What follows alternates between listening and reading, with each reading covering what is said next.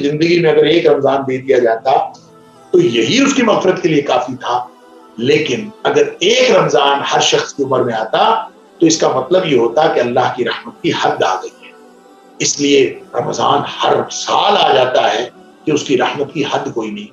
اللہ کا شکر ہے کہ ایک دفعہ پھر رمضان ہمارے اوپر سایہ فگن ہے، لیکن ابھی بھی چند دن باقی ہیں۔ کس کو نصیب ہوگا کس کو نہیں ہوگا یہ اللہ جانتا ہے۔ ہو سکتا ہے کہ ہماری موت اس سے پہلے آ جائے۔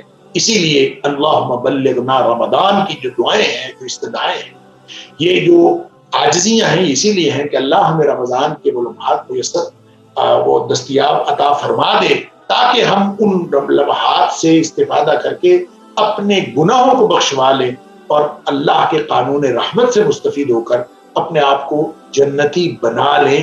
یہ ہے رمضان جو اللہ کی رحمت کے تقاضے کے اظہار کے طور پر وہ ہمارے اوپر آیا چاہتا ہے۔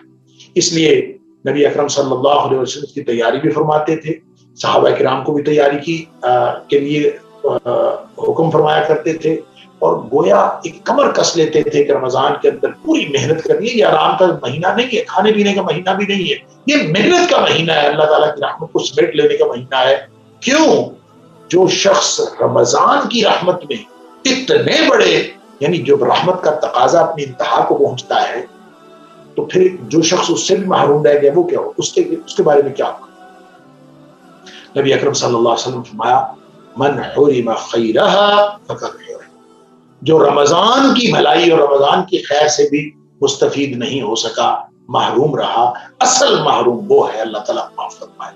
اور وہ جو نبی کریم صلی اللہ علیہ وسلم نے دیگر جو وعید بیان فرمائیں کہ آپ نے فرمایا کہ جس شخص کی زندگی میں رمضان آیا اور وہ اپنی مغفرت نہیں کروا سکا، اللہ اکبر، تو اس کے اوپر لعنت کی ہے۔ لعنت کا مطلب کیا ہوتا ہے؟ ابعدہ اللہ، اللہ تعالیٰ اس کو اپنی رحمت سے ہمیشہ کے لیے دور کر دیتا ہے۔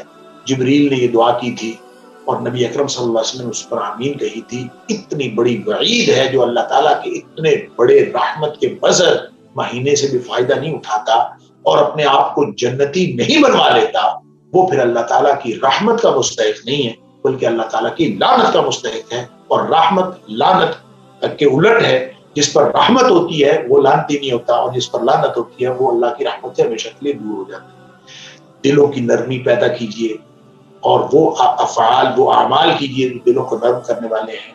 اذکار میں اضافہ کر دیجیے۔ روزہ اگر پہلے سے رکھ رہے ہیں تو اس روزے کی پریکٹس جاری رکھیے۔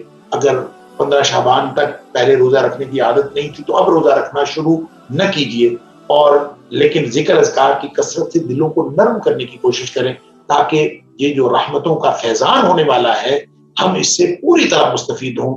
قرآن کی تلاوت زیادہ کر دیجیے، اور تاکہ رمضان میں ہماری معمولات جو ہے ایک دم بوسٹ اپ کر جائیں، تاکہ اللہ کی رحمت سے زیادہ زیادہ فائدہ اٹھایا جا سکے۔ یہ اگر ہم کر لیں گے تو انشاءاللہ امید ہے کہ ہم اللہ تعالیٰ کی رحمتوں کا استحقاق حاصل کر لیں گے۔ اللہ تعالیٰ مجھے اور آپ کو، ہم سب کو اس بات کی توفیق عطا فرمائے، اور اللہ تعالیٰ ہمیں ایک دفعہ پھر اپنی زندگیوں میں اس رمضان سے کما حق کو استفادے کی توفیق عطا فرمائے۔